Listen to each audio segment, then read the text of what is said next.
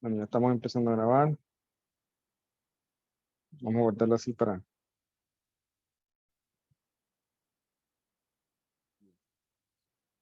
Ahí, la primera parte del libro es una introducción que hacen, un prefacio, digamos, que están haciendo aquí. Mucho de lo que ya se menciona en esta parte lo hemos mencionado en el curso de los jueves, el curso de nos de, digamos, la cercanía que hay entre la Torah y la ciencia, que hoy día es más notable esta cercanía.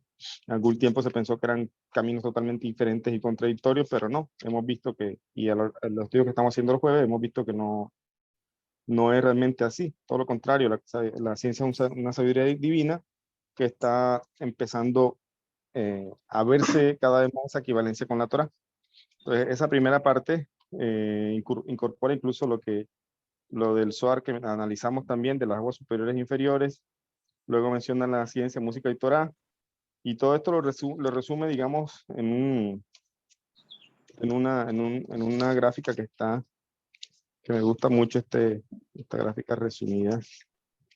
A ver dónde está. Está aquí en la página 13. En la página 13 tenemos el árbol sefirótico, pero relacionado con las ciencias. Esto me parece en resumen muy bonito, porque vemos, por ejemplo, que con respecto a la sefirá de Keter, está todo lo que es la emuná, y que dijimos que la emuná es algo que la verdadera emuná trasciende la razón, es algo que no es explicable a veces. La Torah, que también va relacionada con Keter, que está hecho de la Torah es corona, y si de alguna manera quisiéramos relacionar esto que conocemos dentro de la sabiduría secular con estas sefirot, aquí el rabino Gisburg lo coloca con lo que es el arte. O sea, el arte. ¿Por qué? Porque al final de cuentas está dicho también según la Kabbalah que la inspiración artística desciende de lo más alto. O sea, ¿qué es Keter? Keter es como esa conexión del alma con el creador. Entonces, ¿de dónde viene la inspiración? Del creador. No viene de la nada. Todo viene del creador. Eso lo hemos aprendido con la unicidad, estudiando en la Universidad de Hashem. De hecho, mi hija me preguntaba, haciendo las bendiciones este Shabbat, me preguntaba que si, como decimos, hay una parte de las bendiciones que dice aléjanos del mal compañero, y también dice de la mala suerte. ¿Ya? Y ella me dice, papá, ¿pero qué es la suerte? Y pues, mi mamá me dijo que la suerte no existe. Y la mamá tiene razón en que en verdad la suerte, como se entiende, no existe. Entonces yo le empiezo a explicar eh, que la palabra que se utiliza en hebreo es masal. Nosotros sabemos masal, masal tov, decimos buena suerte. Ya, que casi siempre utilizamos eso. El hebreo eh, cuando hablamos de la Lashon HaKodesh se limita mucho a decir cosas positivas, no tanto cosas negativas. Entonces no se dice mala suerte como tal, o más al ra o algo así, ¿no? Sino más al top. Entonces, bueno, pues que le vaya muy bien. Saluda a su familia. Y entonces, ¿qué pasa? Que yo le explicaba a mi hija que lo que la gente entiende como suerte, o sea, la gente pues que no conoce Torah, gente normalmente, entiende como suerte eso, algo fortuito que pasó, algo como de casualidad que llegó, se encontró algo y dice, qué buena suerte tuve. Cerramos el micrófono, por favor. Aquí. Y, eh, pero, ¿qué pasa con esta definición que las personas tienen normalmente? Es que están dejando a Dios de lado, o ni siquiera de lado, o sea, no está Dios, Hashem en el panorama de lo que ocurrió. Si una persona se encontró un billete de 50,000, vamos a decir así, una persona que no tiene ninguna conciencia divina dice, qué buena suerte. Ya. O sea, es algo como que al azar, te tocó al azar. Entonces, esa suerte no existe, porque no es así que se mueven las cosas. Incluso si te encuentras un billete de 50,000, si te ganas el baloto, todo eso es voluntad de Hashem. O sea, Hashem está haciendo que eso pase. Lo mismo pasa acá. Entonces, cuando hablamos de masal o de suerte, cuando decimos, porque las bendiciones lo traducen así, líbranos de la mala suerte, no se trata de algo al azar, sino que en pocas palabras estamos diciendo que Hashem mande cosas positivas para nosotros, o sea, que siempre vengan cosas buenas, buenas a nuestra vida. Al final de cuentas, ¿quién envía todo? Hashem. Entonces, el arte no es la inspiración. El arte, las cosas que hacemos, lo bueno que tenemos, digamos, para, no sé, para hacer videos, para editar aplicaciones, para escribir un libro, todo eso de quién desciende o sea, de quién le manda eso al hombre, Hashem. Aquí en este ejemplo es el arte, que de cierta forma es un poco más elevado, porque es una inspiración. No todo el mundo es artista, la verdad. Ya se necesita tener esa inspiración. ¿ya? Tenemos entonces esto lo llama, esta gráfica, la Universidad de la Torá, porque está hablando como de esas ciencias seculares, cómo tienen que ver en verdad con la Sefirot o con el conocimiento divino. Tenemos dice, con respecto a la Sefirá divina, Joma primero, que es Joma primero, tenemos lo que es la matemática. Entonces, que en hebreo aquí dice Heshbon, las cuentas. O sea, Heshbon es hacer cuentas, matemáticas. Entonces, esto está relacionado con la Sefirá de Jotma, dice aquí el rabino, basándose en la Kabbalah. De hecho, está dicho, lo mencionó aquí, que la matemática pura es como la revelación divina en este mundo, de la naturaleza y todo esto. Tenemos entonces la Sefirá divina, que es la Teba, o sea, la naturaleza o las ciencias naturales. Y tenemos inmediatamente abajo, en la Sefirá de Da'at, psicología. ¿Ya? La psicología también es, o sea, como estas ciencias, que son, como lo conocemos, ciencias seculares, que están relacionadas con la Torah, con conocimiento divino, cada una tiene alguna relación con la Sefirot, en este caso, psicología con la Sefirot, luego así baja, tenemos bondad con las ciencias sociales, rigor, Geburah con lo que es el derecho, con la ley, que eso también es una ciencia, ciencias jurídicas, y belleza, que es Tiferet, tiene que ver con la medicina. Netzach, que es victoria, tiene que ver con educación, es una gran victoria, pues seguir avanzando, adquirir un conocimiento. Y la Sefirá de Ot tiene que ver con economía, y Yesod con ciencias de la comunicación, y Malhut, que es reinado, tiene que ver con ciencias políticas, que de ahí también deriva lo que son los gobiernos, todas estas cosas. Entonces, esta es una manera en que el rabino Gisburg resume esa relación que hay entre el árbol sefirótico y la ciencia. La verdad es que todo en el mundo fue construido o sea, está permeado por la sefirot. Son como esa estructura básica, así como se habla del código binario, que también es una estructura básica en un software, todo esto. Entonces, las sefirot son como esa estructura con la que Hashem crea el mundo y también lo mantiene y interactúa con él. Una anotación que viene en la página siguiente, en la página 14, dice incorporación de los estudios seculares en la educación de la Torah. Bueno, ya solo lo mencioné, que es el tema del Zohar, que ya lo hemos hablado. No quiero leer toda esta introducción porque creo que ya hemos mencionado algunas cosas, pero algunos puntos sí los quiero resaltar. Por ejemplo, en el Tania, lo estudiamos en estos días, estudiamos que el Tania dice que no se debe estudiar las ciencias seculares. ¿Se acuerda que lo estudiamos? Capítulo, aquí lo tenemos el Tania. Un segundo. Voy a leer lo que dice el Tania aquí. Mm, Creo que es capítulo 8. A ver.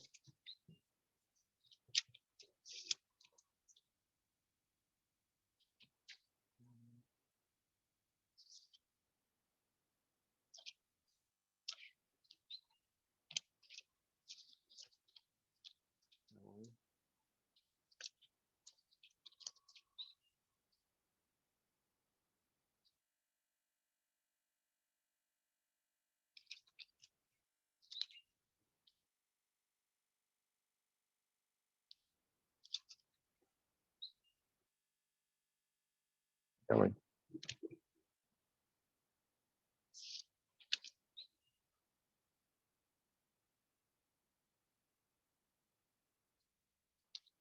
No tengo aquí en la mano, pero es el capítulo 7 o 8 que menciona respecto a las ciencias que no es bueno estudiar las ciencias seculares, pero eso tiene su anotación, eso que el rabino va a traer aquí en el libro, de que no es literal, o sea, como todo tiene, hay que mirarlo en detalle.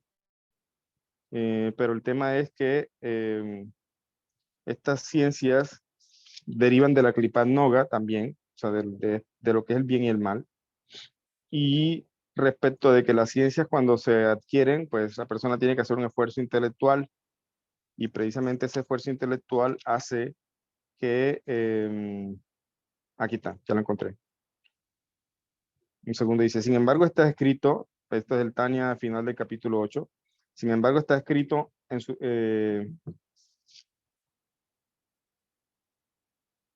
segundo, no,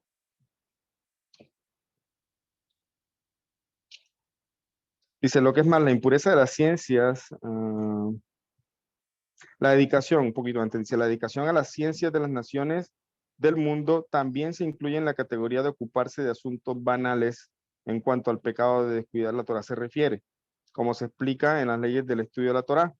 Esto está escrito en las leyes del estudio de Torah del Terreo, o sea, de que una persona dedica, como que dice, su tiempo a estudiar ciencias, es considerado como que está perdiendo el tiempo que debiera estudiar en Torah. Lo que es más, dice, pero más allá de eso también hay otro problema. La impureza de las ciencias de las naciones es mayor que la impureza de la charla ociosa. Una charla ociosa no es la shonjara, es una charla sin oficio, es hablar cosas triviales, cosas que no...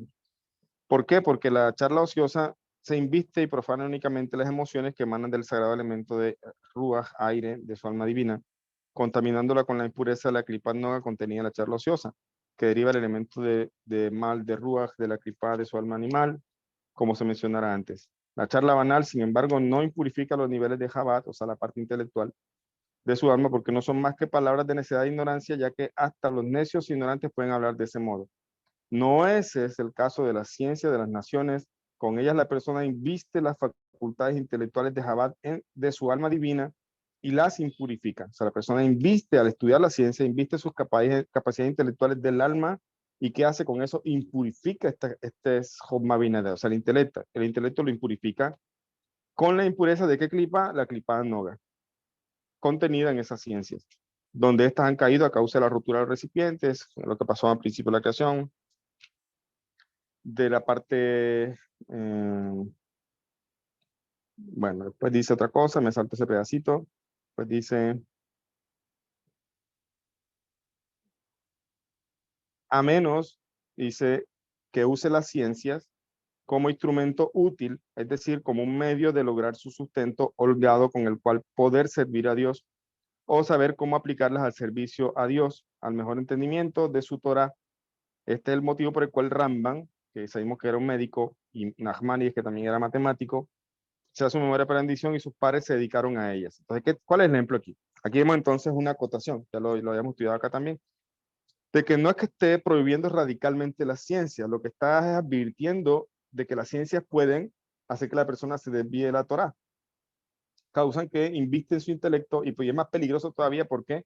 Porque no está invistiéndose en las emociones de la persona, sino en el intelecto. Entonces eso causa que precisamente la persona se pueda desviar a través de la ciencia de lo que es la Torá. Pero dice, pero pone después al final un ejemplo de Ramban y Nachmani, que son grandes de la Torá. Entonces dice, ellos se ocuparon de ciencias. Entonces la pregunta es, ¿está prohibido o no está prohibido? La respuesta es, no está prohibido, pero vemos que personas como Ramban, que era primero tenía unas bases fundamentales en Torah muy grandes, y también Nachmanides, se ocuparon de las ciencias. ¿Pero para qué? Con el objetivo, que eso es lo que explica aquí, el libro de Kabbalah y Economía, con el objetivo de ayudar a las naciones, en el caso de Ramban con la ciencia, con la medicina, y también obtenía su parnasá. O sea, en pocas palabras, no está mal que uno vaya a la universidad y estudie psicología, o estudie matemática, o estudie derecho, estudie economía. No está mal eso mientras la persona sepa que el fundamento de todo en este mundo es la Torá y que esto no es más que una herramienta para conseguir parnasá. Entonces, el Rebbe enseña que para qué trabajamos, para conseguir sustento, para poder cumplir mis votos, para darse de acá y también para poder tener cierta tranquilidad en el estudio, porque ¿quién va a estudiar con necesidades? Es algo más, se hace difícil, ¿no? Y esa es parte del ticún de las personas que les toca así, porque no hay excusa en el caso de judío de que no va a estudiar porque no tiene dinero o algo así, ¿no? O sea, está obligado a estudiar Torah, incluso que sea pobre. Baruch atah Adonai, Le'olam Shakon Abraham.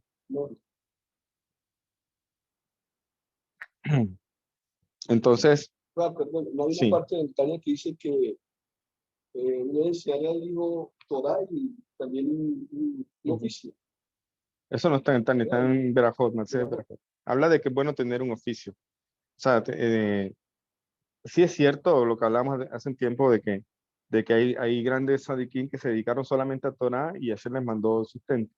Tenemos el caso de Rashbi, por ejemplo, Rabbi Shimon Bar Yochai se metió en una cueva con su hijo muchos años solamente estudiando Torah. ¿Y qué hizo Hashem? Dice que quiso crecer un árbol de algarrobo y surgir un manantial en la cueva. O sea, les proveyó de agua y alimento. Entonces, no todas las personas tienen ese mérito de sentarse a estudiar Torah y que Hashem mismo haga ese milagro de proveer la parnasá. Eso es un mérito. Entonces, sí es cierto que uno tiene que dedicarse también a un trabajo, a un oficio, para poder también sustentar las cosas. Ahora, pero también las leyes de lo que hablamos, las leyes de el Shulchan Aruch, no me acuerdo en qué parte ahorita, pero habla de que también cuando hay un rabino que está sirviendo a la comunidad, la comunidad tiene la obligación de mantenerlo a él, porque él se está dedicando a estudiar para eso.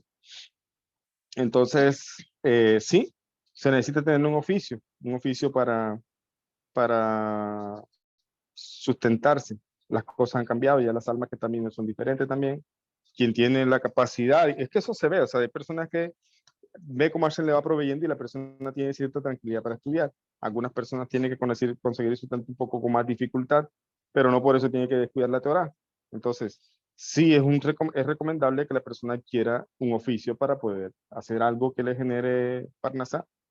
Entonces, ¿cuál es el punto aquí? El punto es que si lo hace para eso, o lo hace para, o estudia alguna cosa de ciencia, como lo hizo el Rambam, que estudió la filosofía griega, no porque Rambam dudara de la Torá.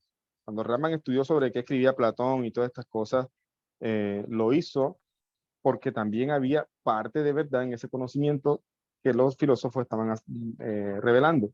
Pero también había cosas que estaban torcidas, como lo vimos con el ejemplo de la clase del jueves con el Francis Collins, que es el genetista este que se hizo pues creyente de Dios, y en sus expresiones hay ciertos errores. O sea, es un gran experto en ciencia, pero al expresar lo que comprende de Dios, él se queda un poco corto y se equivoca. Entonces, tomarse el tiempo de leer ese libro y reestructurar esos pensamientos que él tiene, que no están mal, pero sí sacar lo que está mal, es ocuparse de una manera, digamos, adecuada en cosas de ciencia. Eso es lo que hizo el Rambam. Tomar la filosofía, sacar lo malo, decir que estaba mal y decir qué cosas estaban bien y son de acuerdo a la Torah. ¿Para qué? Para ayudar a los judíos que también de alguna manera se estaban viendo permeados por este conocimiento filosófico y que estaban en algunos casos tergiversando o haciéndolos convertirse en herejes. Entonces Rambam se ocupó de la ciencia en este caso con un objetivo santo, de ayudar a la comunidad judía y de revelar lo divino dentro de este conocimiento filosófico que se estaba dando. Hacerlo de esa forma, primero no lo hace cualquier persona, segundo, por eso tiene que ser una persona que tiene bases fundamentales en Torah, pero si una persona no está bien fundamentada en Torah y se pone a leer algo de ciencia, termina al final renegando la Torah. Y ese es el punto por el que Rebe dice aquí en el Tania que es peligroso ocuparse de eso porque permea la impureza, esa permea entonces al intelecto. Entonces, volviendo al punto acá, dice el capítulo 8 del Tania, primero el título del libro Kabbalah y Economía, página 18, dice las dos razones del Tania para estudiar tópicos seculares. En el capítulo 8 del Tania, que es lo que acabamos de leer, se explica que está permitido el estudio de temas seculares tanto con el objetivo de obtener un sustento material como para usar esa sabiduría para el servicio de Dios. Estas dos razones no son presentadas por el Tania como algo negativo, como si la persona que no puede ser docta en la Torah, o sea, experta en la Torah, puede en lugar de eso estudiar asuntos seculares. Eh, Todo lo contrario, los estudios seculares fueron permitidos especialmente a los más grandes maestros de la Torá, como por ejemplo Rambam y Rambam, o sea, con M, Rabbi Moshe ben Maimón, y Rambam Nachmani, Rabbi Moshe ben Nachman, quienes primero fueron expertos de la dimensión revelada de la Torá, perdón, revelada y esotérica de la Torá. Ese es el punto. Ellos primero eran expertos en Torá, antes de meterse con temas de ciencia. Ahora, no significa esto que la persona tiene que ser un experto antes de ir a una carrera universitaria. No es lo que estoy diciendo. Lo que estoy diciendo es que debe saber que la ciencia, como proviene de la Klipat Noga, tiene aspectos que son impuros, o sea, aspectos que realmente están mezclados bien y mal. Eso es Noga. Noga es bien y mal. Entonces hay cosas que están mal en la ciencia, no porque sea ciencia y porque aparentemente esté el método científico allí, entonces esto significa que es indiscutible, como ya lo hemos estado estudiando. Entonces dice acá, a través de la comprensión, mmm, estos rabinos invirtieron gran cantidad de tiempo en ser expertos en matemáticas, ciencia y medicina, y esta última con el objetivo de ayudar a la humanidad, que es una misma muy importante, las otras porque su conocimiento se puede servir mejor a Dios. A través de la comprensión de los fenómenos que estudia la ciencia, puede uno meditar acerca de la grandeza de Dios, que es el caso que pasó con el genetista que pusimos de ejemplo, Francis Collins, sobre el tema de meditar o investigar en la creación. Esto lo escribe aquí en el Rambam, en Mishneh Torah, donde dice explícitamente que uno puede meditar acerca de las maravillas de la naturaleza, como son explicadas por la ciencia, con el fin de adquirir apropiados amor a Hashem y temor del cielo. ¿Ya? Una persona que esté bien fundamentada en su emuná, en su seguridad, en sus 13 principios de fe, estudia la ciencia y se va a maravillar cómo Hashem creó el mundo, las cosas tan perfectas que hizo.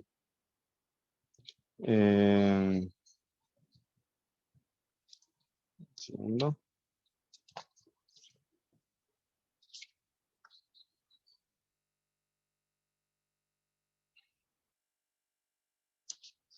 Dice acá, reconocimiento. Estoy saltando fragmentos porque la idea es abarcar esta introducción rápido y empezar después con el capítulo 1. Pero acá con respecto a la sefirá de Od, que es reconocimiento, que está relacionado con la economía, que es el punto que el libro va a tratar, dice Od, reconocimiento o agradecimiento o esplendor, es la habilidad de reconocer la verdad, que es ser honesto, confesar o entregarse. En la Torah, la condición más importante para dirigir un negocio es que debe ser dirigido de buena fe, es decir, que la persona sea honesta. La honestidad primero y por encima de todo significa cumplir la palabra en las relaciones comerciales y no manipular a otros con la palabra. Recuerdo que hace algún tiempo estaba recién llegado acá a Colombia nuevamente y una persona puso un negocio y bueno, me dijo, no está mal, no, o sea, en su manera de ver las cosas, me dijo, Rabino, quisiera que fuera mi negocio y hiciera una bendición. Dijo así. Son personas obviamente que están todavía de alguna manera saliendo un poco de cristianismo, ¿no? Yo obviamente entiendo eso. Yo no le hice sentir mal ni nada, pero le dije, si en verdad quieres una bendición para tu negocio, págale tus trabajadores cumplida, de manera cumplida, exacta. Sé honesto con tus negocios, haz las cosas bien. Esa va a ser si haces eso, vas a tener bendición, le dije. Entonces, eso es lo que Rabino está diciendo aquí. O sea, primeramente, si vamos a hablar de economía, la economía, como normalmente la gente la ve, está permeada de corrupción, de que la gente viene y saca su parte, su tajada en las cosas, pero así no funcionan las cosas. Si quieres hacer las cosas de Shen Shammai, tienes que hacer las cosas con honestidad. Ha habido grandes cabalistas también que en algún momento, eh, cuando una persona, digamos, es reconocido como un gran cabalista, sus, mm, sus pruebas son de otro tipo, vamos a decirlo así. Y a veces puede llegar una tentación por el tema económico. Cuando una persona es reconocido como un gran cabalista, mucha gente le visita, mucha gente le hace de acá, y esto, cuando una persona temerosa del cielo utiliza este sedacá a veces para proveer a una comunidad. Por ejemplo, yo conocí personalmente, he tenido el mérito de visitar 3 veces a Rabino David Abu Hatzira, que es el nieto del Baba Sali, y es reconocido como un gran cabalista en Israel. Y uno consulta, tiene pocos minutos, porque es mucha gente que va, tiene casi que 1 minuto por persona, eso es rápido que hay que hablar con él. Le consulta cosas, le pide una bendición y también le pide algún consejo. Y eh, el rabino pasa todo el día allí, o sea, todo el día recibiendo gente, y hasta un punto obviamente en el día que ya, y eso va mucha gente, y qué pasa que también va mucha gente con dinero, o sea, gente que da de acá bastante abundante, y el rabino Baruch Hashem con eso ayuda a, a sostener toda una comunidad judía, también de gente que de pronto no tiene facilidad económica y todo. El rabino hace eso, o sea, es algo muy bonito. Y ¿qué pasa? Que es que el tema a veces llega mucho dinero. No es el caso, esta historia que voy a contar no es con el rabino David Abu Hatzira, sino con otro rabino, que creo que era con el Baba Sali, si no estoy mal, con su abuelo, que llegó una persona millonaria y le iba a dar una sedacá millonaria al rabino, y el rabino no la aceptó. Le dijo, ese dinero está sucio, no quiero ese dinero. O sea, el rabino logra ver la procedencia de este dinero. Ese dinero venía, no sé, venía tal vez con robo, sangre, no sé qué, pero el rabino dijo, no quiero ese dinero está sucio. Nosotros no tenemos esa capacidad de ver la procedencia de un dinero, pero sí tenemos nosotros la obligación de ser honestos con nuestro dinero. No se necesita tener mucho dinero porque para ahora sí voy a ser honesto con mis negocios. No. Todos los días hacemos transacciones cuando vamos a comprar, cuando de pronto voy al supermercado y me dan de vuelta un poco más de lo que me tenían que dar. Y si me guardo eso, entonces estoy haciendo mal, no estoy siendo honesto. Entonces, cuando la persona hace esto, que es lo que vamos a ver aquí, es una persona que no tiene su emuna puesta en Hashem, porque de alguna manera dice, uy, esta oportunidad es mía, se guardó el dinero y dice, Baruch Hashem. Pero no es así. Si tiene emuna en Hashem, tiene que hacer las cosas correctas y Hashem le va a prosperar. Entonces dice la Sefirot, y otra cosa, tampoco debe manipular a otros con la palabra. Yo trabajé en una empresa en Medellín hace mucho tiempo, estaba recién graduado de la universidad. Yo era jefe de producción y la empresa era de unos dueños cristianos, eran cristianos evangélicos. Y todas las mañanas hacían el famoso devocional, todas las mañanas. Y yo sé que eso no, por obligación, no pueden obligarlo a uno a eso, ¿sí me entienden? Yo muchas veces me quedaba en la oficina planeando los pedidos que tenía que hacer para el día, de materias primas también que me tocaba pedir. Pero algunas veces sí como que no les gustaba y me decían, no, pero ingeniero, venga, escuche el devocional. Y bueno, algunas veces por educación me sentaba a escuchar unos cuantos minutos, no era mucho tiempo, era a veces 10 minutos. Y recuerdo que vi mucho, algo que me fastidiaba, digamos, me chocaba un poco, y era que utilizaban la Biblia, vamos a decirlo así, para manipular a sus trabajadores. ¿Ya? Por ejemplo, con el ejemplo de Joseph, que Joseph vino y que denunció a sus hermanos de las cosas malas que estaban haciendo, decía, así tienen que hacer ustedes. Si ven a alguien que está robándose algo, tienen que decírnoslo a nosotros.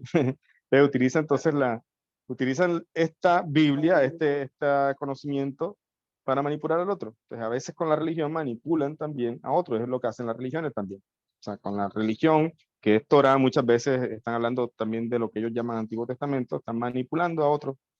También hay personas muy buenas, con capacidades muy buenas de hablar, de hacer negocios. Mi cuñado, por ejemplo, mi cuñado es muy bueno para hacer negocios. Él en verdad tiene talento para eso.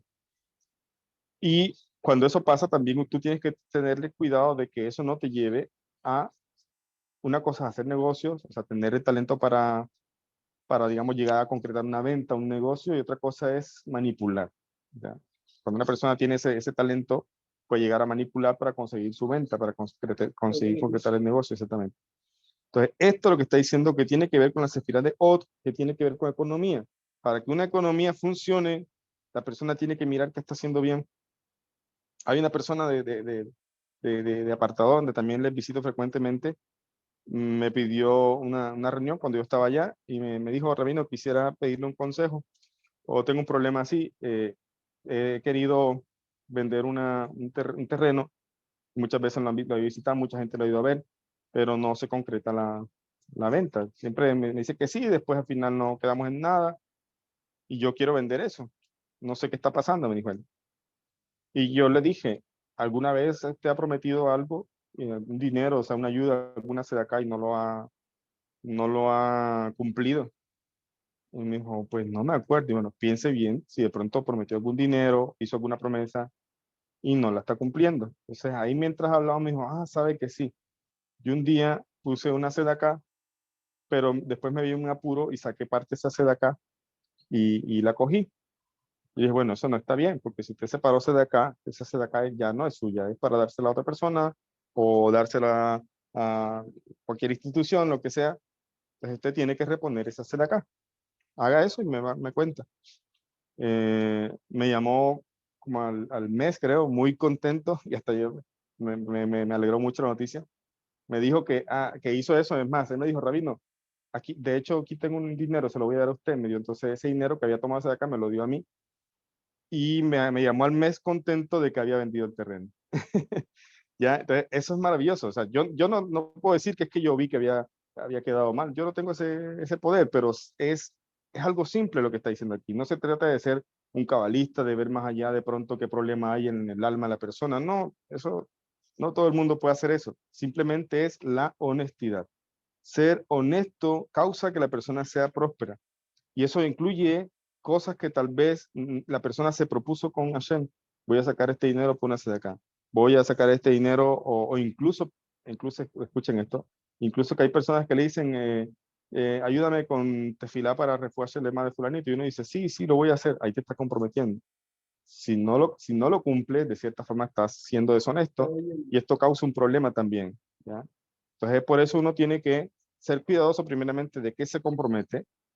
Si no está en sus capacidades, pues no se compromete, ¿ya? Pero si prometió algo, me refiero, no hablo de Nedarim, porque son promesas que también es otra cosa que hablamos, pero me refiero que si uno expresó hacer algún tipo de sedacá o algún tipo de negocio y no es honesto, pues tiene que cumplirlo. Y si en verdad no puede, pues entonces tiene que pedirle a Hashem perdón, porque no está en su capacidad. Por eso tiene que ser cuidadoso con qué se promete.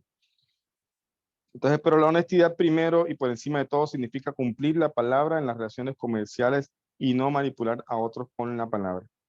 Las sefirot de victoria, las sefirot de victoria y reconocimiento son llamadas socios. Escuchen esto. En la Kabbalah, Netzach y Ot, sefirot de victoria y reconocimiento son llamadas socios. La sociedad requiere de dos individuos. Uno que juega el papel de mayor, correspondiente a la sefirá relativamente masculina, de victoria, y otro juega el papel de menor, correspondiente a la sefirá relativamente femenina, de conocimiento. ¿Qué se refiere esto? Que en la Kabbalah sabemos que ser masculino o ser dador. En un negocio se necesita eso. O sea, cuando hay una transacción, cuando hay un negocio, uno da, o sea, hace un pago y el otro recibe. Se necesita entonces, desde el punto de vista de la Kabbalah, los dos aspectos, el aspecto femenino y masculino en lo que es el negocio, o sea, de dar y recibir. Y esto está relacionado, dice aquí el rabino, con el aspecto masculino de la sefirá de Netzach y el aspecto femenino de la sefirá de Ot. Entonces, el reconocimiento se relaciona, perdón, el negocio se relaciona particularmente con la educación, debido a que la educación individual y la confianza individual en sí mismo y en la providencia del omnipresente puede conocerse mejor a través de la manera en que la persona se conduce en sus negocios. Escuchen eso. El negocio se relaciona con la educación. Educación, no con conocimiento. Eso hablaba también, estudiamos con mi esposa en Shabbat, de que una cosa es educar y otra cosa es aprender. Aprender un tema, por ejemplo, estábamos hablando en el caso de la niña que ella asiste a la escuela donde ella da clase. Yo le dije, la niña está aprendiendo allá un conocimiento académico, pero allá no se educa. Se educa es acá cuando le enseñamos Torah, cuando le estoy enseñando, incluso me siento a estudiar con ella lo que son los hábitos morales y éticos, estamos estudiando de que está prohibido humillar a una persona, preguntaba papá qué es humillar, y entonces sobre empecé a ponerle ejemplos a su nivel, pues con otros niños. Entonces, eso es educar. Eso es algo que si ustedes analizan, mucha gente no hace, muchos padres no hacen, no educan realmente a sus hijos, sino que los mandan, y ellos creen que educación es mandarlo al colegio, pero no, allá está aprendiendo, no diciendo que sea malo, sino que está aprendiendo un oficio, allá está aprendiendo un conocimiento que le va a servir para ganarse sustento, pero no aprende educación. ¿Por qué? Porque eso es lo que está diciendo aquí, que la educación se refleja en los negocios y vemos todo lo contrario, gente que es súper educada, me refiero, entre comillas, educada, es decir, súper preparada, posgrados, economistas, y dirigen el país robando dinero. Y son sus personas súper preparadas, entre comillas. Entonces, ahí puede conocerse que mejor que a través de la manera en que la persona se conduce en sus negocios. Sin confianza, una persona encuentra necesario estafar, engañar y mentir, lo que estaba diciendo. Si a una persona le devolvieron un poco de dinero de más, lo guarda. ¿Por qué? Porque dice, tengo buena suerte o qué buen momento. Pero si la persona sabe que no depende de ese engaño o de ese error de la otra persona, sino que lo devuelve, sino que depende solamente de cada Baruj Hu, la persona tiene emuná, tiene fe, está haciendo las cosas de manera correcta. Estas dos sefirot también son simbolizadas por los dos platos de la balanza, indicando que los dos requieren un sentido de equilibrio. La educación requiere el equilibrio entre la inspiración y la integración, como se explica en otra parte, considerando que la economía se basa en un equilibrio entre el riesgo y el beneficio. Escuchen eso. La economía se basa en un equilibrio entre riesgo y beneficio. Esto es bonito cuando sabes trader, de trading. en serio, porque cuando todo negocio, incluso todo trabajo, tiene su riesgo. Todo trabajo tiene su riesgo. Y no me refiero a un riesgo laboral en el aspecto de un peligro físico para la persona o algo así. Me refiero es que tiene un riesgo, es que existe riesgo de que se acabe también. Hay personas que están nombradas por el gobierno eh, o tienen un contrato indefinido y ya se sienten tranquilos y empiezan a trabajar y trabajar. Y ya dicen, aquí me hice mi vida, Baruch Hashem, todos los meses hasta que termine mi vida. Pero no, ahí también hay un riesgo, solamente que el riesgo de cierta forma es menor. ¿Cuál es el riesgo? Que la empresa quiebre. Conozco el caso de un colega ingeniero también que estudió conmigo, que estuvo años trabajando en lo que nosotros consideramos cuando estamos recién graduados un buen empleo. O sea, él tuvo la buena oportunidad de ubicarse en una empresa muy grande y fue escalando y de supervisor llegó a ser jefe de calidad, un buen salario, una empresa muy grande, buena experiencia y duró años allí, años.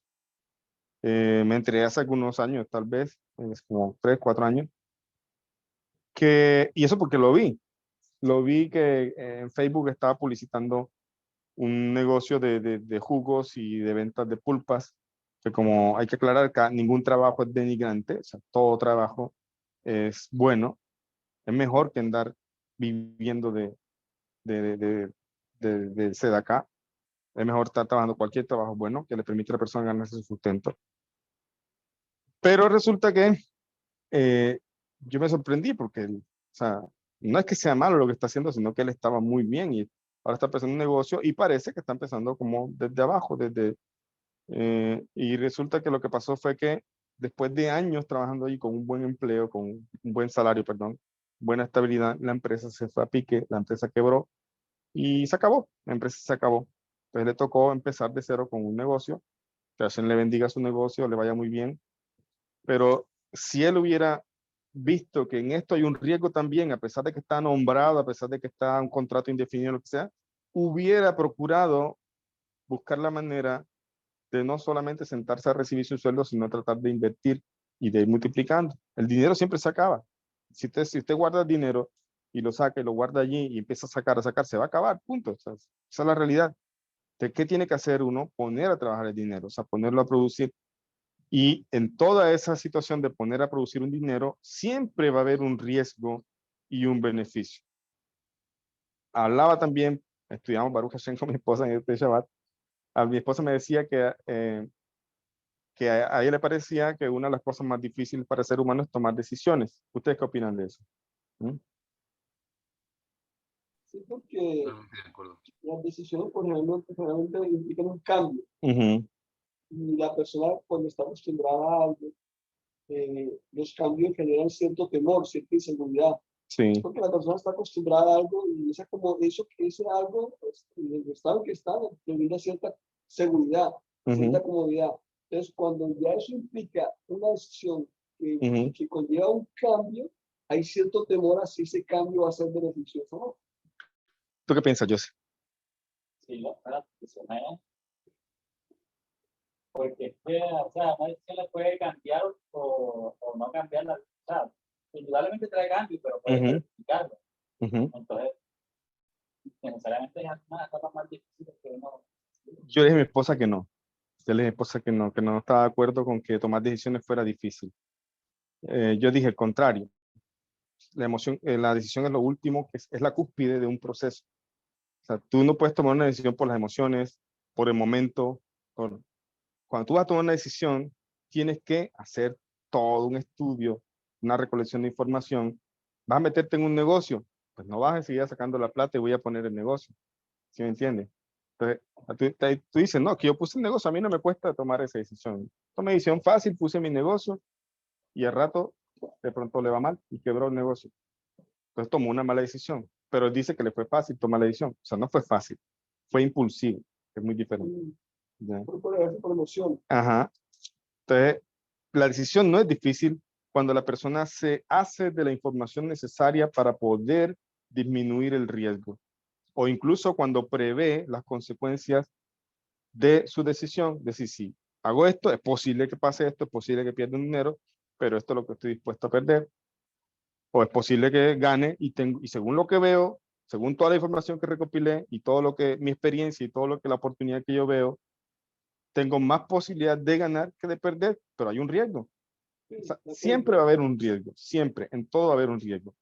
Pero el punto es que eso aplica también para las decisiones. Yo le decía, cuando tú te haces de la información necesaria, no tiene por qué ser difícil tomar una decisión. Lo que pasa es que la gente a veces no quiere tomar esa decisión por su apego emocional. ¿Entiendes? Porque ahí se meten las emociones a veces. Y eso sí hace difícil la decisión, pero no porque la decisión sea difícil, sino porque la persona a veces no quiere soltar o no quiere cambiar eso.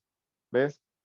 Ahí vemos que la decisión nunca es difícil mientras las mires de manera objetiva, mientras analices los riesgos, como dicen por acá, los pros, los contras, analices la posible pérdida, las posibles ganancias, gran certeza en ganancia, menos que las pérdidas, entonces vale la pena arriesgarse. Pero todo va a merecer un riesgo. Y en el tema de personal, cuando tomamos decisiones, las emociones se meten de fondo también para dificultar esa decisión, pero tenemos que tomar las decisiones no basadas en las emociones, sino en nuestra intelecto, nuestro estudio sobre el asunto, sobre la verdad del asunto, si conviene o no seguir en ese punto. Pero la verdad es que entonces la economía, y si yo quisiera decirlo, toda la vida del ser humano, se basa en un equilibrio, riesgo y beneficio. ¿Ya? Aunque la meta es siempre obtener ganancia, la habilidad de correr riesgo es capacidad de superar las pérdidas. Entonces, quienes corren riesgos son las personas que ganan. ¿Ya? Hay personas que hoy dicen, yo quisiera ser como Elon Musk, que tiene su empresa Tesla y es una de las vanguardias en tecnología, una de las mejores acciones para invertir. O alguien dice como Jeff Bezos, que es el CEO de Amazon, dice, yo hubiera querido ser como él. Pero más allá de esa expresión emocional, yo les preguntaría, ¿hubieran aguantado el comienzo que tuvieron? Jeff Bezos comenzó en un garaje vendiendo libros. Hoy día es dueño de Amazon y una de las empresas más grandes de venta de libros. Y uno de los hombres más ricos del mundo. Elon Musk, cuando habló de los carros eléctricos, los grandes millonarios se burlaron de su proyecto. Se burlaron. Y después se quedaron callados a ver cómo hoy Tesla es una de las grandes, prácticamente la única empresa productora de carros eléctricos, y no solamente eso, sino que él puso las patentes públicas, cosa que no hace mucha gente.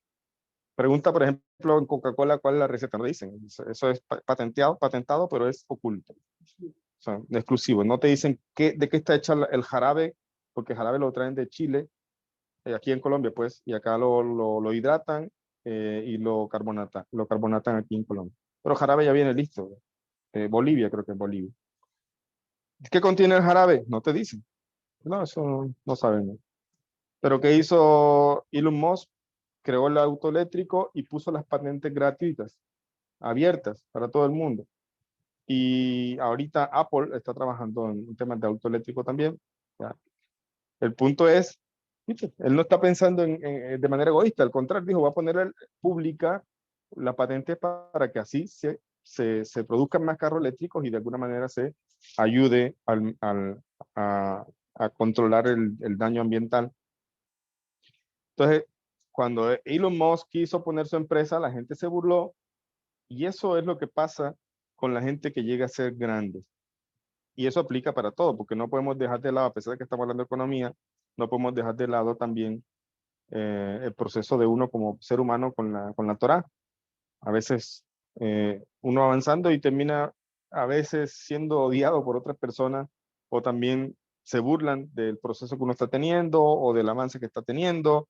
En el tema no agita, mucha gente entonces critica, porque ya estás cambiando, ya no eres el mismo, pero la persona sigue adelante y puede llegar a ser un gran sadik. Ahora, hablando de negocios, cuando la gente quiere poner un negocio, muchos quieren disfrutar del resultado del negocio. Muchos dicen quieren ser como Jeff Bezos. Muchos dicen quiero ser como Elon Musk. Pero no todos están dispuestos a vivir y a sacrificar y a esforzarse por construir, o incluso por la capacidad de manejar los riesgos. La gente con los riesgos se descontrola. Se vuelve nada. Las emociones le hacen perder el control. Entonces dice, aunque la meta es siempre obtener ganancia, la habilidad de correr riesgos es la capacidad de superar las pérdidas. Riesgo va a haber en todo, pero tú tienes que hacer que el riesgo sea cada vez menor. ¿Y cómo lo haces? Pues informándote bien de las cosas antes de proceder con un emprendimiento, con un negocio. Y eso está en la Torá, que es parte de la educación financiera, que la economía habla de un equilibrio. ¿verdad? Hay un dicho Sí. que dice que no abriendo un huevo, no saca un pollo. Ajá, así es. Dice, la interacción entre las ganancias y las pérdidas representa el equilibrio entre la victoria relativa, la ganancia y el reconocimiento. O sea, mira qué bonito esto. Aquí lo que me parece maravilloso es cómo algo que aparentemente tan secular y tan material como hablar del dinero, también está la Torah allí. Lo sabemos, la Torah está en todo. ¿Y qué dice? Que ese equilibrio entre riesgo y pérdida es el equilibrio entre las esferas de Netzach y Ot.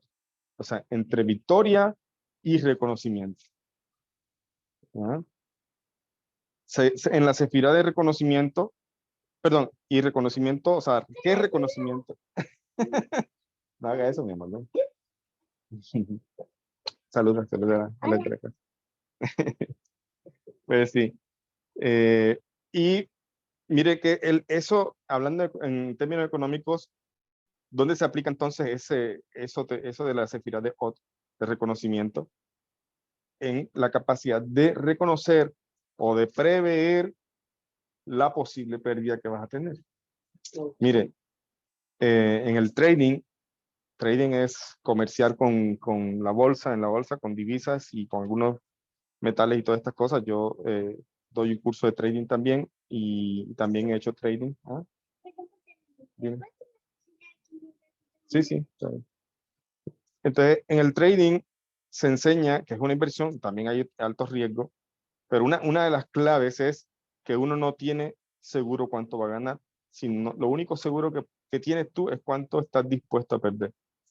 ¿Ya? Ahora, pero eso no significa que uno está apostando, eso es otra cosa, sino que tú estás mirando una serie de información de mercado, de indicadores y todo lo demás, donde te permite prever, de alguna manera, no profetizar, es decir, cuando hablamos de profecía hablamos de certeza, pero no tenemos esa capacidad, pero te permite prever de alguna manera las grandes posibilidades de que hay de que ganes. Pero eso sigue siendo una especulación, una probabilidad muy grande, pero sigue siendo una probabilidad. Pero en cambio, que sí tengo en mis manos, lo que estoy dispuesto a perder es decir, cuánto voy a invertir en ese riesgo. Tengo grandes posibilidades de ganar, pero en verdad no tengo una seguridad de que va a pasar así, a pesar de que tengo una gran seguridad, no es un 100% de seguridad. Entonces decido correr el riesgo y termino ganando. En el caso contrario, hubiera perdido, pero no es una pérdida significativa para mí porque va de acuerdo a lo que yo estoy manejando y a lo que yo sí puedo prever, estoy dispuesto a perder. Así pasa con todos los negocios y en todas las cosas. Hay un riesgo, todo hay un riesgo. Entonces, cuando la persona se hace consciente de ese riesgo antes de tomar una decisión, está de cierta forma poniendo a la práctica la sefira de reconocimiento, o sea, de reconocer ese riesgo que está presente en esa inversión o en ese emprendimiento que va a hacer. Esta interacción, no hay problema. Esta interacción se llama la rueda que vuelve, indicando que el negocio debe dirigirse sabiendo que a veces uno está arriba y a veces está abajo. También es por consiguiente uno de los motivadores más fuertes para la caridad, como se explica en el Talmud. También otra cosa que ayuda a que la persona sea exitosa también es la caridad, la sedacá. Y esto en verdad pasa. Lastimosamente la gente está prevenida con este asunto por lo que las religiones han venido haciendo, como dijimos, de manipular en aras de conseguir dinero. Pero hay una gran realidad. La gran realidad es que quien da sedacá, Hashem le provee más para que siga dando. Y también otra realidad es que también darse de acá requiere un equilibrio, porque no puede la persona dar todo y quedarse a pedir. También cuando no puede dar, no puede dar. O sea, si no está en su capacidad, no puede dar. Pero en verdad, cuando la persona da, y lo digo por experiencia, Y algunos alumnos también que me han comentado, cuando la persona da de acá, ve cómo Hashem le va prosperando. ¿Y por qué Hashem le prospera a la persona? Para que siga apoyando, cumpliendo la misma de acá. Recuerden lo que dice Rebe, estudiamos, trabajamos, perdón, para darse de acá, para estudiar Torah y para cumplir mis votos. Debido a esta interacción, la economía es considerada uno de los mejores ejemplos de los fenómenos caóticos en la teoría del caos.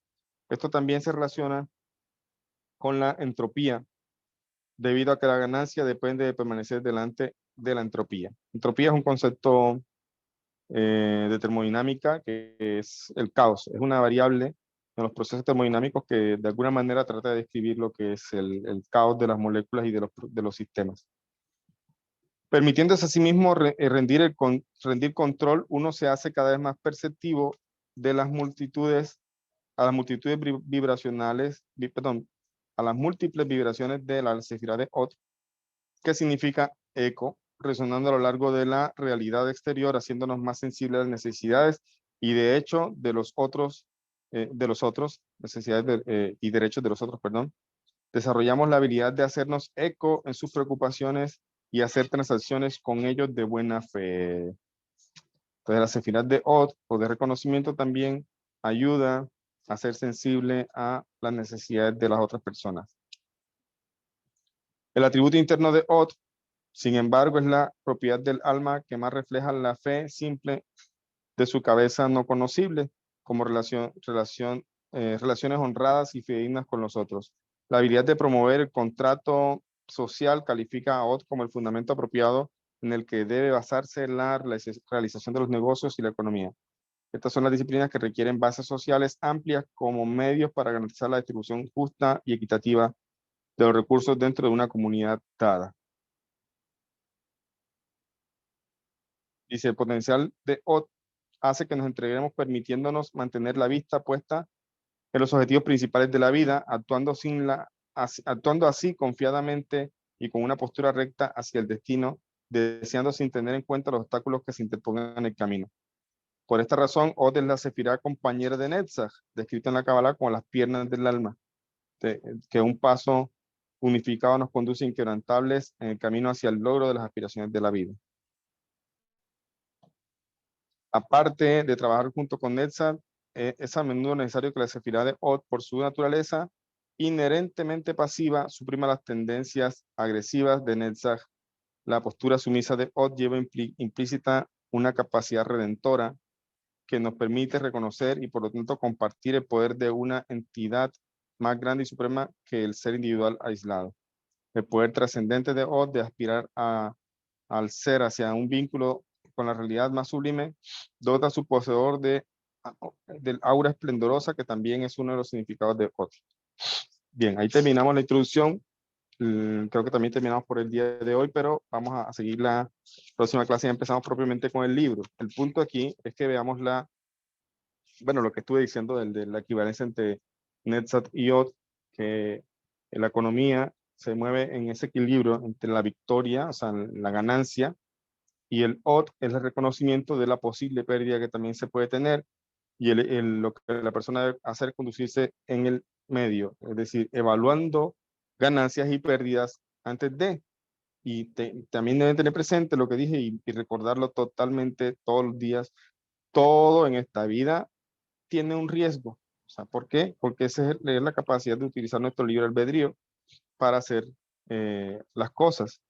Por eso hay que analizar bien todo lo que hay que hacer. Afortunadamente, Hashem nos ayuda en nuestro camino cuando nos dice qué es lo que tenemos que hacer, cuáles son los mitzvot, qué dijeron los sabios también sobre los hábitos morales y éticos, cómo deben ser los negocios, cómo debe ser la persona honesta, no debe ser mentirosa, no debe ser, no debe humillar a otro. Entonces ya hay un camino allí que Hashem dispuso a través de la Torah y de los sabios también, que nos ayuda precisamente a saber cómo tenemos que comportarnos. Pero eso no es solamente en el servicio a Hashem de esa forma religiosa como lo conocemos, sino también en los negocios.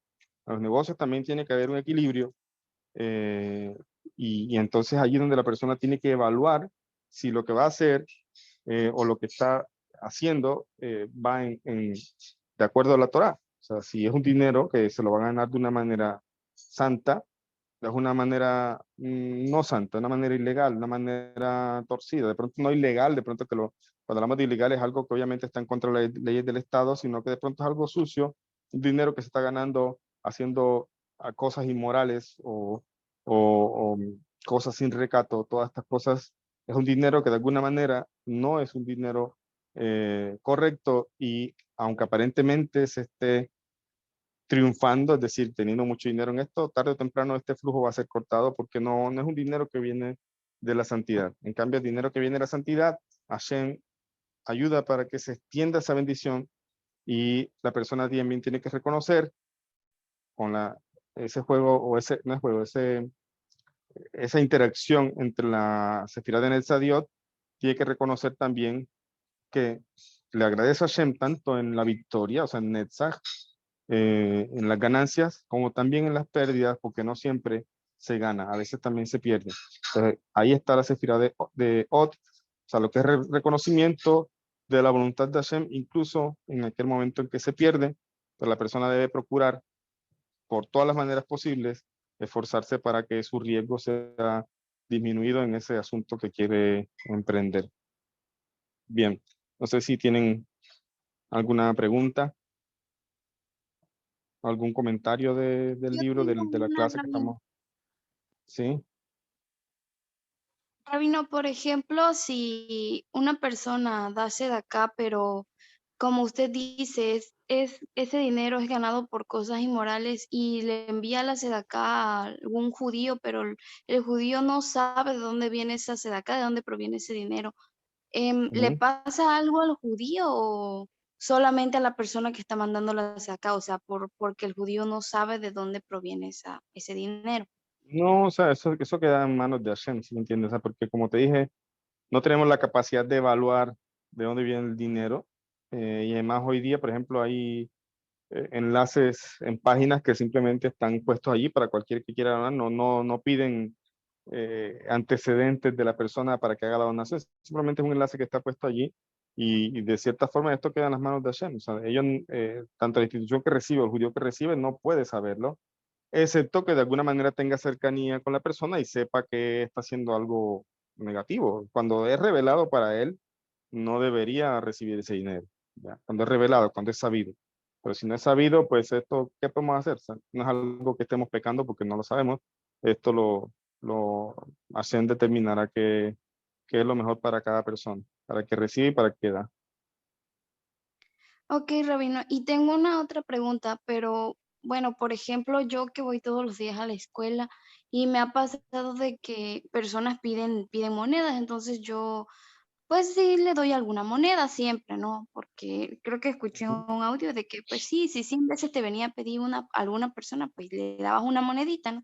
Aparte de tu ujú, sedacá que tú apartabas para darle a otro, ¿cómo se dice? A otra persona, pues, especial que ya tienes para darle su acá o alguna otra ujú, ayuda, ¿no? Pero, por sí. ejemplo, si esa persona viene y porque me tocó de que viene pero es así como cristiana y te pide la ayuda, que porque es un anexo, pero ese anexo es cristiano, cosas así. ¿Se le da la ¿Qué es un sedacá a anexo? este tipo de personas? Es donde internan a personas con problemas de drogadicción y alcohol.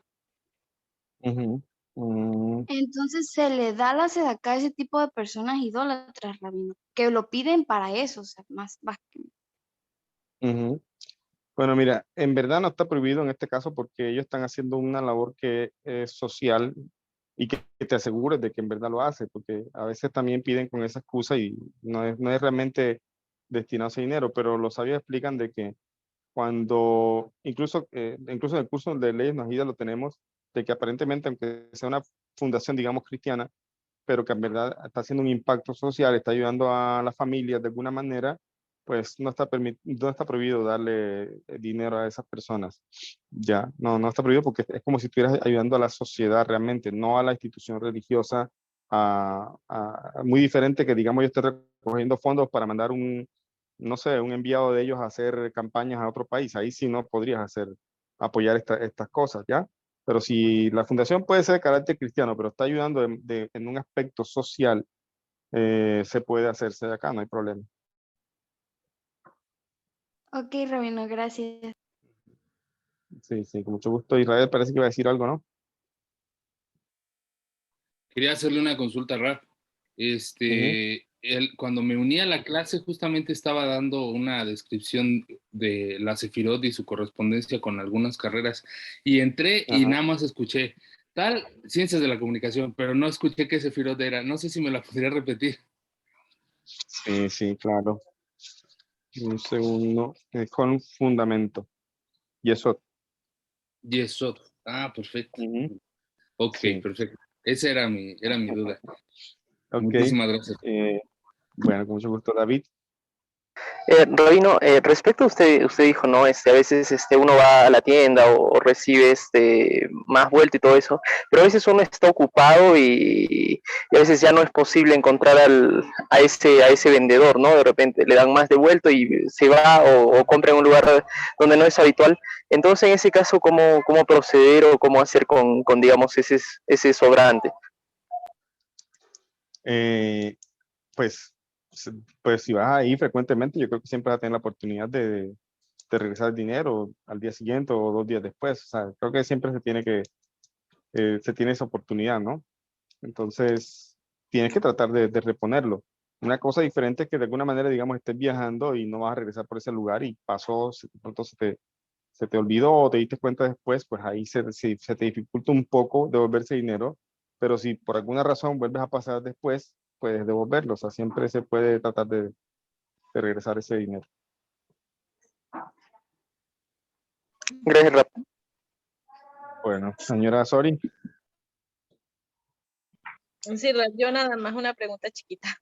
Sí. Cuando alguien se dedica a negocios, por ejemplo, se me ocurría que venta de alcohol o de carnes prohibidas para el judío. Ujú, Por ejemplo, camarones, cerdos, todo eso, ¿no? Entonces, ujú. si uno ágida se dedica a eso y quiere enviar sedacá, es recibida de manera normal, los rabinos la reciben de manera normal o la hacen uso para alguna otra cuestión o de plano no lo reciben. No, o sea, no tiene ningún problema aquí porque el hecho que esté prohibido esto para el judío tampoco, no está prohibido para el no judío. O sea, en este caso él puede vender y comerciar con esas cosas porque para él está permitido. Cosa muy diferente que el no judío comercie o haga cosas que están prohibidas para él también y mande el dinero. Ahí sí sería problemático, pero acá está Y en, vendiendo carne y y cosas en que el no tienen caso ningún que problema. fuera, en el caso, como dijo usted, que fuera una bailarina que usa ropa inapropiada y gana así su sueldo, No se igual debería. podrían recibirlo ¿en Como qué le dije, casos no se recibe si la sedacá? si la bailarina se mete a la página de internet y manda la acá, no hay manera de saberlo. Pero si yo conozco que esa persona se dedica a eso, la persona no debe recibir ese dinero. O sea, no debe recibirlo porque es como si primero el dinero de alguna manera no está bien ganado con inmoralidad.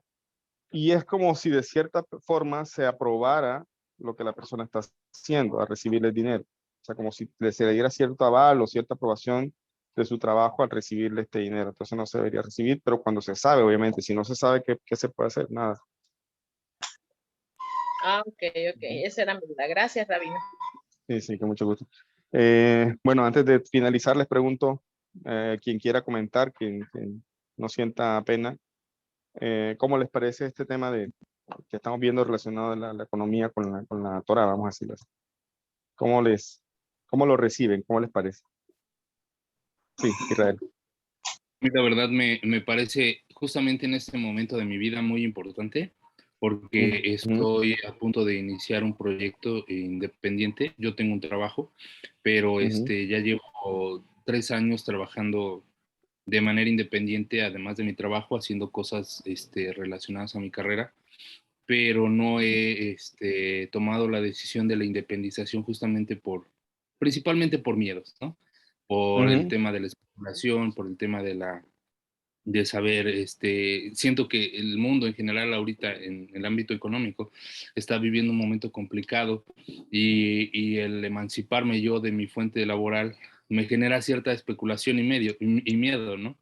Y creo que ahorita en particular esta clase a mí me va a servir mucho porque voy a aprender a tomar decisiones pues bastante bien orientadas, además de los aspectos que ya ha mencionado con respecto a las cosas que hay que tomar en cuenta para poder tomar decisiones de este tipo, siempre queda la parte espiritual, ¿no? Siempre uno que está pues tratando de conducirse con base al entendimiento de la Torah. Y Sí, trata de mira, nunca... sí, no me estás pidiendo el consejo, pero aprovecho y te doy un consejo. No dejes el trabajo hasta que tu otro emprendimiento no esté funcionando, no sea, ya digamos que sea sostenible, ya, porque puede ser un error. Entonces, trata de aprovechar el tiempo que tiene y el ingreso que tiene en el momento, pero y trata de ir empezando con el otro en la medida que puedes hacerlo, digamos que no sea algo que requiera totalmente tu tiempo allá, pero mi consejo es que no dejes el trabajo hasta que lo otro ya esté funcionando un poco mejor, ya me entiendo, o sea, que ya sea más estable. Ese te aconsejaría. Y de paso, también les comento, yo hago trading en la bolsa y también hay otros métodos que también quiero compartir en el módulo 8 del curso, que por eso les decía que si no se han dado cuenta, por ejemplo, este módulo, este curso hablamos de Emuná y Teshuvá, ya estudiamos entonces el portal del Teshuvá del Tania y estamos estudiando de Emuná, no he podido hacer más clases, pero lo estamos estudiando. Ahora estamos hablando de economía y cábala y vamos en el módulo 8 a hablar entonces de otras cosas de economía también. Entonces todo esto es fundamental para la vida de la persona. Quien quiera de pronto saber un poco más sobre el tema de las inversiones de trading y eso me puede escribir después también y podemos hablar si le interesa, porque hay una persona que comenzó el curso conmigo y justo estamos apenas comenzando, entonces sería bueno que se uniera otra persona. Ujú. Sí, Robino, sí, Robino, ¿me escucha? sí, te escucho. ¿Quién me habla? Soy Fernando. Ah, hola Fernando, ¿cómo estás? Bien, Barbacén. Bueno, Rabino, a mí me parece bien, la verdad, lo del libro, pues, el curso porque ahora sí que, por ejemplo, lo que dijo ahorita, lo que comentó usted, lo de la Sedacá y todo, pues a mí me pone a pensar muchas cosas, pues. O sea, Sí, si dijera usted, me pongo a recordar, a ver qué fallé, o en qué estoy fallando, pues, sí, porque ya ve que pues, tengo varios negocios, pues, y pues Barbacén no me ha ido ni bien ni mal, pues. ajá, Y dijera usted, pues ahora sí que ajá, hay pérdidas a veces pues no vendes o sí vendes, pues. Y lo que me ha fallado a mí, ujú, por ejemplo, es que, bueno, en mi caso, no ujú. es, por ejemplo, pongo un negocio y me aviento en mi negocio así de repente, pues nada más sin analizarlo, pues. Ahí te iba a decir eso, te iba a decir que antes de buscar explicaciones, digamos, que estén más allá de lo que podamos percibir nosotros, lo primero que uno tiene uno que analizar es si hizo bien la planeación del negocio, si es rentable o si, como dices tú, se aventó, como dicen en México, se lanzó a hacerlo sin haber planeado lo suficiente. Y eso es algo que también deben aprender muchísimo. Y una de las cosas que enseño en el curso, prácticamente la columna vertebral del curso de trading, es la psicología del trading. Uno no puede ser, tiene que tener, vamos a decirlo como dicen aquí en Colombia, un poco de sangre fría, es decir, manejar las emociones. Ya, no puedes ser alguien que emocional dice, uy, qué oportunidad tan grande y te lanzas y metes todo tu dinero. O sea, estás haciendo mal ahí las cosas, estás actuando de manera emocional. Entonces también a veces también hay que controlar las pérdidas. También para cuando estás perdiendo, también entonces hay que saber dónde parar. Dónde decir uno, bueno, aquí no es el camino, no voy a seguir perdiendo dinero. Pero hay gente que se queda diciendo, no, esto de alguna manera levanta, Hashem me va a bendecir. Esto, a veces que no, a veces eso es una necedad. Entonces, es allí donde uno tiene que utilizar lo que se llama la psicología, o sea, la psicología del inversor. Manejar las emociones. Todo lo que hemos estudiado, muchachos, se los digo, todo lo que hemos estudiado de Kabbalah para Naciones, todo lo que estamos estudiando de Hasidut, eso debe producir eso. Y tal vez esta sea una motivación que tenga la persona para ahora sí ponerse a trabajar sus cualidades. Lastimosamente es así, pero a veces el dinero puede ser una motivación muy buena para empezar. A veces No es lo ideal, pero puede ser una buena motivación para empezar a trabajar en las cualidades que tal vez no se había dedicado de la manera adecuada a trabajarlas, pero el hecho de que ahora sí va a poner en riesgo dinero, tal vez eso le hace esforzarse y corregir sus emociones. Pero sí, entonces hay que mirar primeramente en qué me equivoqué dentro de lo que sí puedo saber. 5 minuticos le doy a Andri que quiere hablar para ya terminar, que tengo que hacer otra cosa ahorita. Sí, muchas gracias. No, yo igual quería comentar que a mí se me hace muy interesante porque, o sea, yo siento que muchas veces son las emociones las que nos limitan debido a que pensamos que queremos hacer algo, pero esas mismas emociones nos detienen a no poder avanzar. Yo me lo pregunto mucho porque, pues, yo todavía estoy en la carrera, voy a la mitad, pero ya desde ahorita me estoy preguntando, ¿y cómo le voy a hacer cuando en 2 o 3 años me gradúe? Y ya, ¿cómo le voy a hacer para comprar tan siquiera una casa, ¿no? Pero ¿Qué son estás esas estudiando? mismas emociones. Ingeniería petroquímica. Muy bien, ajá. Ajá. Y son esas emociones, porque usted llevaba el ejemplo de Elon Musk, o sea, él tuvo que embargar prácticamente sus empresas para poder sacar adelante SpaceX y Tesla, pero muchas veces son esas emociones, pues y yo siento que igual el curso me va a ayudar para aprender Te digo a más controlar todavía. un poco esas, ajá, sí, Sí, pero, o sea, eso es lo controlar que, esas no es un emociones. curso de Ujú. psicología del inversor, porque es otra cosa. El curso de trading sí vemos eso más todavía, pero te voy a decir otra cosa. Eh, Muchos jóvenes no han abierto su mente al mundo en el que están. Todavía siguen en el sistema tradicional de que cuando me gradúe voy a meter hojas de vidas, no sé cómo le llaman en México, el currículo, digamos, eh, y entonces voy a ver si me emplean. Pero el mundo ha cambiado, muchachos. Desde ya pueden estar generando ingresos en su casa. Desde ya pueden estar generando ingresos en su casa mientras hacen una carrera. No tienen que esperar a terminar la carrera para que los empleen. Ya hay muchas maneras de generar ingresos de manera adecuada a través de todas las tecnologías que hay. ¿Ves? Entonces, les invito a que empiecen a analizar un poco ese tema. Tal vez lo hablaremos más adelante. Eh, no es un tipo de asesoría financiera, pero les puedo compartir un poco también de lo que yo hago y algunos ingresos que obtengo también de diferentes partes y también apoyos de muchas personas también que apoyan esta labor de enseñarles a ustedes. Pues la verdad es que ahí vamos a decirlo así, algunos, como diría yo, benefactores, personas que apoyan todo esto, Baruch Hashem. Entonces, que Hashem les bendiga muchísimo a todas estas personas, pero sí, o sea, hay una realidad, vivimos en un mundo donde se necesita dinero, más no es lo fundamental, y lo que uno tiene que hacer es mirar entonces cuáles son mis talentos, cómo puedo corregir esas cualidades, cómo puedo eliminar esos miedos. El miedo es dañino cuando te impide avanzar, pero si el miedo te ayuda, te reta a vencerlo, ese miedo es positivo. Entonces, hoy día se puede trabajar desde casa y no tienen que esperar a graduarse para obtener su ingreso. Pueden empezar desde ya, incluso hasta mejor porque estando solteros y todavía de cierta forma dependiendo de sus padres, el dinero les va a rendir más y pueden irlo multiplicando poco a poco. Bien, entonces, bueno, creo que apenas comenzamos un curso y hay mucha emoción, ¿no? Porque es una realidad. Estamos enfrentando una crisis económica mundial y hay preocupación. Y los que tienen empresa también tienen que pensar bien un tema, los que van a poner empresa tienen que pensar un tema que la geopolítica y la economía mundial no está muy bien y los expertos hablan de que posiblemente se llegue a una estanflación. Y esto es peligroso, pero hay que mirar bien. Estamos en una inflación causada por la inflación de Estados Unidos, por la guerra también. Entonces hay una inflación, altos precios, el dinero cada vez alcanza para menos y hay un estancamiento económico. Entonces hay que mirar bien la situación, poner una empresa, no solamente ponerla, sino también mirar el panorama, es lo que estamos hablando, cuál es el riesgo. Pero aún así, el que sabe invertir gana dinero inclusive en las crisis, porque sabe a dónde mover su dinero para multiplicarlo, qué es lo que está dando más rentabilidad en ese momento. Top. Chicos, vamos a dejar hasta allí. Cualquier inquietud, cualquier... Buenísimo el curso, Baruch Hashem. Sí, no estaba en el curso, estamos en uno de los módulos del Gracias, curso, pero Rabino. Baruch Hashem, sí.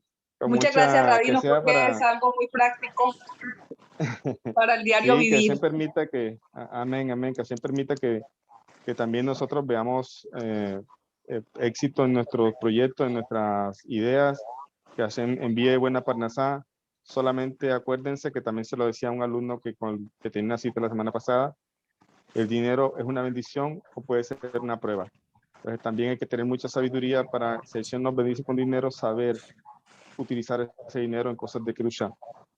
Y a veces va a pasar que a veces Hashem prospera y también al mismo tiempo envía por otro lado personas que piden, organizaciones que piden ser acá para apoyos de estudio de Torah, todo esto. Entonces no hay que sentirse atado, digamos, a dar porque Hashem te está dando el dinero, y obviamente se da en la medida que se puede. No se puede dar todo porque también hay que planear para uno. Entonces quiero decirlo, que todos veamos éxitos y que todo este curso sirva. Siéntanse libres, por favor, de hacer las preguntas que tengan. No se queden con inquietudes y bueno, ojalá Hashem me dé la sabiduría para asesorarlos y ayudarlos en lo que pueda. Gracias, Rabino, muy Todo amable, bueno. que tenga bonita semana. Gracias, Rap, muy amable. Igualmente, que pasen Saludos, muy bien. compañeros. Chao, chao. Hasta luego. Igual.